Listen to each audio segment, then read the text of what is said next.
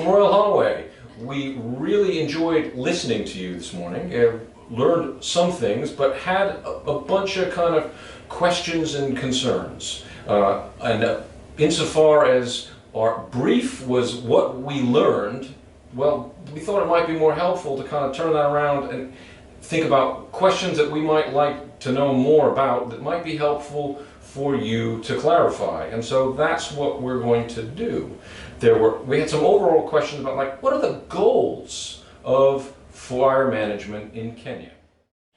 So yeah, we were kind of wondering what goals does the current legal system aim towards, and who's most represented in those goals. We heard a lot about the protected areas, but we were kind of wondering if there was conflicting different legal systems. Following from that first question, there's a question about what different groups want from the landscape. So it might be that some people would like to see a maximum number of elephants, and other people might want to graze their livestock in that landscape. And how do different fire regimes support those different goals? So the third question kind of brings the first two aspects together, of the legal side and the human population side, and what they want from fire and its resulting impact on the landscape. So what fire regimes do we see from the existing legal and human perspectives of use of fire? And one of the key things there is, do they match up with the historical aspect of fire in the landscape? Do they provide the fire that's needed to keep vegetation at a certain state? Do they agree with how the vegetation is evolving? A few of you mentioned about climate change and release of CO2.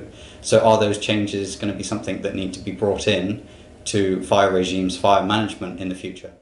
And also there will probably be not a fit for all ideal fire regime, and in every type of fire management we're going to get some winner and we're going to get some loser. So from you we heard you can get access to different type of livelihood, different type of income from using fire. So one of the last questions we have will be, how do you deal with the distribution of these different benefits and the different costs among the different user and manager of the lands, and how you can reconcile these different type of trade-off.